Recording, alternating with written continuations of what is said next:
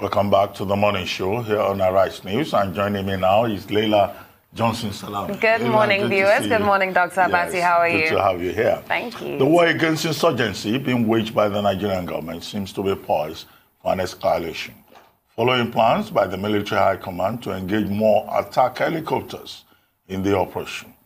The objective, according to published reports, is for this war, which has ravaged the northeastern part of Nigeria for more than a decade, to end within 3 months. For a conversation around this, we're now being joined by retired Army Captain Umar Aliu-Babangida, a former military intelligence officer and security solutions consultant. Captain Aliu-Babangida is also the Chief Executive Officer of Goldwater and Riverside, a defense and security solutions consulting firm. Captain, you're welcome to the morning show. Good morning, Captain. Good to have you again. We had a good time with you the last time you were here. Absolutely. Yeah, before we begin to talk about this strategy, this security architecture, they call it, let's talk about something of concern. I mean, a few days ago, over the weekend, there was this report about, the president, trying to take another wife. But I thought there was a security issue there because there was a video being circulated from inside the villa. And I've worked in that place before, for 4 years. Is it not some kind of security breach for anybody at all to take a video or record the voice of the wife of the president and to make it public? What do you think? Yeah. It's sad. Good morning. Good morning. You're welcome. It's sad. It's pathetic. But then let me be clear here. If the president decides to take 100 wives, I really have no business with that. Solomon had 300. Solomon had 300. Okay. What I want from him, to quote the Bible. What I elected him to go there and do is to give me results. If we can get results alongside more wives, why not? That aside. Unfortunately, very unfortunately indeed, someone had the effrontery to actually record activities around the first family, and it went viral. I don't have a problem with whoever did it. For him to have done it means it's possible. Now, the possibility of it is what really makes me cry. I cannot accept, I refuse to believe that there were security officers, intelligence officers in the villa, and that blunder happened. Whoever was there as an intelligence or security officer has no business being in the profession. What you are telling the world, what people are seeing, what is coming across to the observer is the first family is vulnerable. At the very least, electronically vulnerable. So we can as well have the discussion of my president in bed with his wife. If I was the NSA, if I was a head of security or intelligence, I would bare my fangs, I would bite deep, and I will draw blood. Because this one rubbishes my first family, my presidency. Out there, just imagine what my colleagues in other foreign intelligence services will be doing. They'll be laughing and falling off their chairs. There are certain things that happen between the president and his family that nobody, repeat, nobody can take to press. If you go and read the history of some prominent countries, some people have had to be killed because they dared to impugn on the privacy of a president. This one's just rubbished ours. And believe you me, if there's anybody whose head should pay for this, is the chieftain, security and intelligence in that compound. No, because, I asked the question because, I read the story. I've even done a comment on it. Yeah. Look, you are not even allowed, to hold your phone, to access the private quarters of the president. All that is bravura. You will need to drop your phone. All that is bravura and window dressing. This has dislodged that. Let's move on. What else do you have to say? Well, maybe Leila will bring up something else. Absolutely, because yesterday we received reports that the Nigerian army has once again come out to state that they have a new strategy that they would like to adopt in order for them to combat insurgency. Now, we know that the last strategy we heard of was the big noise, the super camp strategy that people had criticisms towards and people also supported. And now we have a new strategy that essentially what they're basically saying involves army aviation, right? And the development of helicopters, etc. And they are so sure that this is going to help them to combat Boko Haram. First of all, can this be described as a strategy? And secondly, what is your take on this recent development that they are so happy to share with the public? Well, this is a development that is long overdue. This is what we should have started with in the beginning. I'll tell you why. The three northeastern states fall within that ecological and geographical sector they call the Sahel Savannah.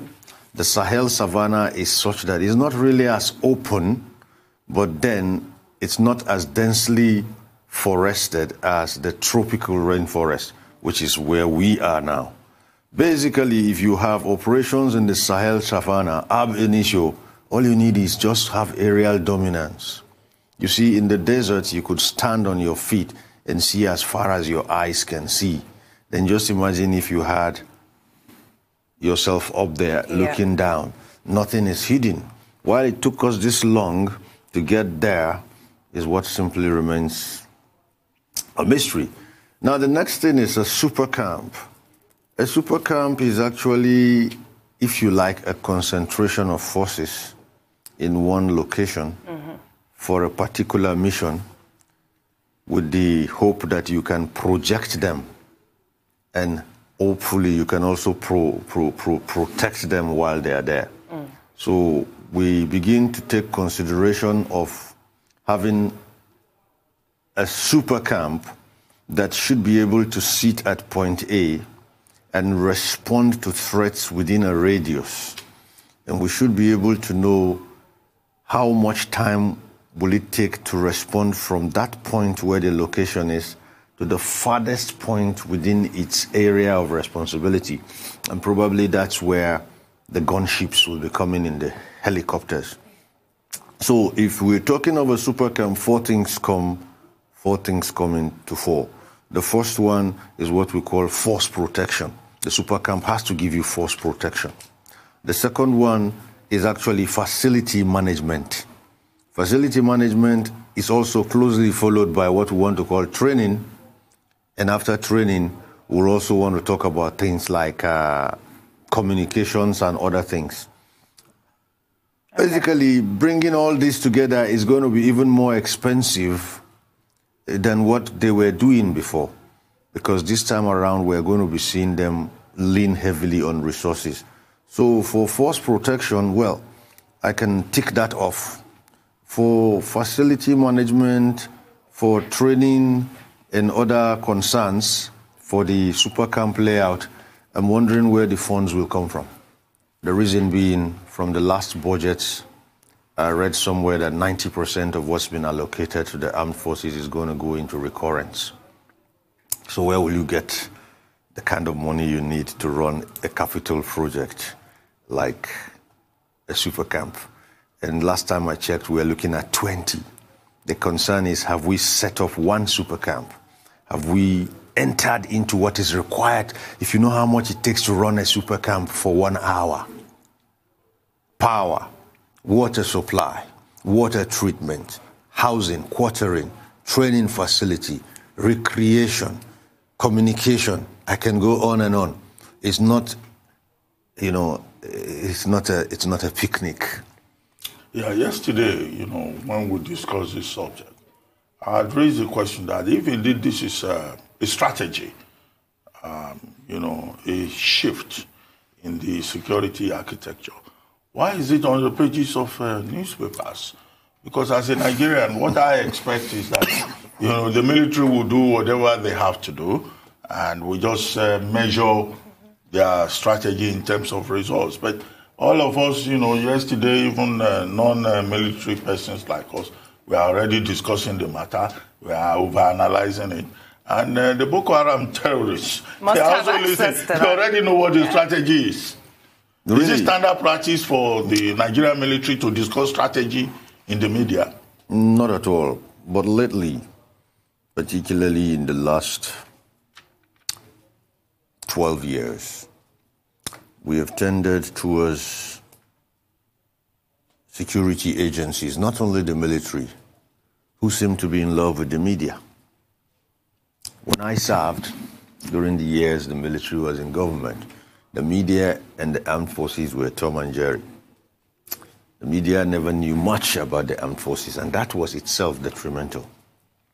But these days, the armed forces, or rather the agencies, the security agencies, both armed forces and the others, seem to have this hunger to be in the news. There are certain things that definitely do not concern the media. And that is why in my previous outings and discussions, I've always said one thing: shut up and work. What I want is results. Results, results, results. We tend to explain more why the results cannot be achieved than concentrate on giving results. And the results are not coming because we are not figure or numbers driven. I'm looking forward to see this super camp work. It's good strategy. It's going to bring the forces together. It's going to ensure that they contain and dominate. If the aircrafts come, they contain and dominate vast expanse of land through mobile, aerial, aggressive patrols. But that's not where my problem is as a Nigerian. My problem as a Nigerian, and that includes our armed forces, is we are notorious for sustaining nothing. So we're going to probably, if care is not taken, end up with very empty super camps.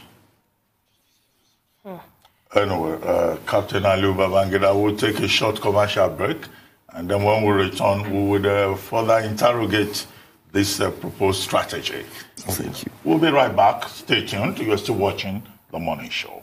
Welcome back to The Morning Show here on the Arise News Channel. Still with us in our Lagos studio is retired Army Captain Umar Aliu-Babangida, a former military intelligence officer and a security solutions consultant. Now, before we went on break, well, in spite of your concerns, you sounded optimistic about this idea of having super camps, and you expressed the reservation that funding will be a major issue.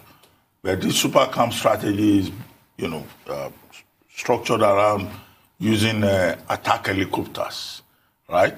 So, it's called super camp, but to me, as an ordinary man, it sounds simple. I mean, if the Boko Haram people, they already know that we want to deploy attack helicopters. One, do we have the attack helicopters in place? Two, all it takes is to have anti-aircraft guns on the part of the Boko Haram. They can shoot down those helicopters. So I don't see what is creative or, but this is my own layman's view. Yes, you have a point. The element of surprise is lost for announcing it pre-deployment. That is lost. But again, what we have to look at is it has probably 11 years has stretched the minds of our strategists up to this stage. 7 years ago, I recommended gunships on another media. You cannot imagine what one gunship sitting at the end of our lower road will do to this road. It will close it. Because it's up there. If you've been in an aircraft before, you understand what I'm saying. You see the entire Lagos. So basically, that's not where my own concern is. My own concern is on two things. For the aircrafts, for the super camp, sustainability. You see, if we do a super camp lifestyle or life cycle functional analysis, you begin to see where the real challenges are going to be. If those challenges are not taken properly, that super camp collapsed on its own weight. All the insurgents have to do is wait. They just wait. A super camp life cycle functional analysis simply presupposes decomposing what you have to do. Okay, let's assume you bring in 200 soldiers in there. What's the cost of sustaining 200 soldiers for one day? You're going to need power, okay? Other than power, you're going to need water supply, for example. The soldiers are going to generate waste. What are you going to do with it? Toileting facilities, accommodation facilities. You're going to actually need quartering facilities. You're going to need communication facilities. What are you going to do about these things? How do you fortify these things? How do you even protect yourself from sabotage? Inborn sabotage.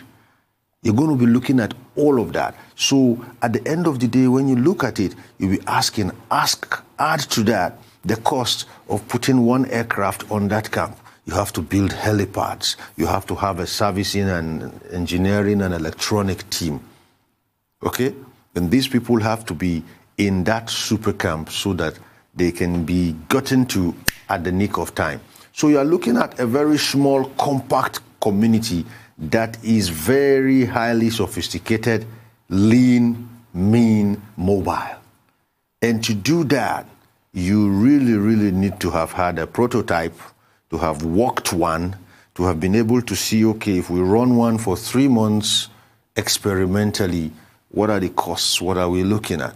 So when you look at the indices and you put this super camp thing to a SWOT analysis, it may go through a SMART analysis. It's specific, it's measurable, it's achievable, it's realistic and timely. But SWOT analysis, I have doubts. Strengths, weaknesses, opportunities, and threats. It may just collapse under its own weight. Because being Nigeria and being Nigerians, we are notorious, whether military or civilian, for not just sustaining anything. It starts with hype, it starts with hoopla, there's a lot of razzmatazz, publicity, everything is shape. This time next year, cracks, stories. And that's a point. And before we went on the break, you said that if we don't get this right, we're going to have a lot of empty super camps. And I'd like to take you up on a very chilling report that came out via the Wall Street Journal earlier on this year. That could be another reason why we may be seeing some empty super camps around. And this investigative report came out to state that the Nigerian army, the Nigerian military, is hiding secret graves that they have used to bury members of the Nigerian military. And as soon as the report came out, of course, the defense headquarters dismissed that immediately as not being true. But the report did seem to have a certain level of credibility in it for me when I personally read it. Now, of course, we still have an open-ended answer to that question there. It's not something we've received a response on. But what is your take on that report? And if true that the Nigerian army has really been burying soldiers in unmarked secret graves for quite some time, what exactly does that say about the states of security that we're really dealing with in Nigeria today? Well, actually, I was privy to that report and I followed it closely. That report was mischievous and false. I'll tell you why. You see, if 1,000 soldiers could be buried secretly, 1,000 families can be muffled. Those soldiers, don't forget, they come from homes. So let's assume there were 1,000 homes. If we could just bury 1,000 soldiers, not 100, 1,000, I don't think we could muffle 1,000 widows. But they weren't. They were the ones who actually came forward to help the reports come to life. No. Basically, a team was assembled, foreign and home. They visited, they came to Nigeria. They went to the alleged sites, inspected those sites, even visited the cemetery proper.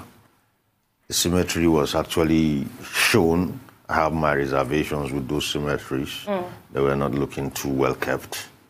But then, at the end of the day, the team that came in, the international team that came in, made a public pronouncement to the effect that such graves couldn't be found.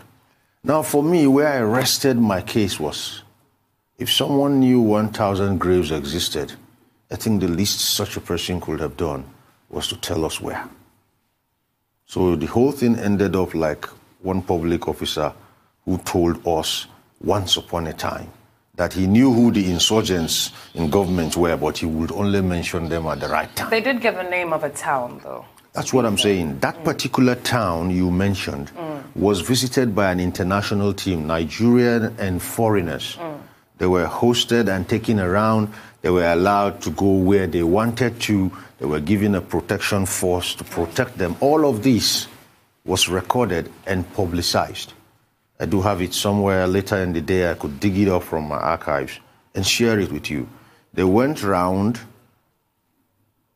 purged themselves of all doubts.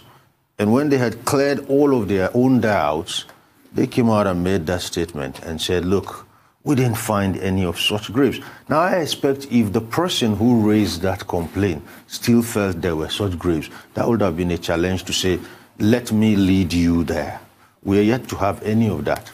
Well, Captain, we are almost at the end of this segment of the program. But before we go, I'd like you to comment on the situation with the pensions for retired military officers. I understand some, retired military officers, are planning to protest because their pensions have not been paid, contrary to all promises to take good care of them. Yes, the pensions have not been paid. There is also some arrears which are being Have you received your own? I'm telling you, pensions have not been paid. The president can't tell me he has received his or else. No, the Minister of Defense. Incidentally, 2007, I was at the Directorate of Military Pensions when the very present Minister of Defense walked in to sort out matters not unconnected to his own pension. Fast forward 2019, he's Minister of Defense, and the same thing that pursued him to that pension office is pursuing pensioners today. We are watching. Pensions have not been paid. They are being owed. But then there seems to be some kind of double speak among the pensioners themselves. I have spoken to quite a number of them across board. While some are saying, no, this government has done well for us, some are saying, no, they made promises they are not honoring. So when they come together and decide to speak with one voice, we'll probably Captain, take it up from there. We don't get to a situation whereby retired military pensioners will be on the streets of Nigeria protesting. They're already on the streets. Because that would demoralize They're already on the streets. They're already on the streets. They've protested before. Thank you very much. You're most welcome. Thank you, Captain. We're glad to have you here, and we look forward to having you again. Thank you very much.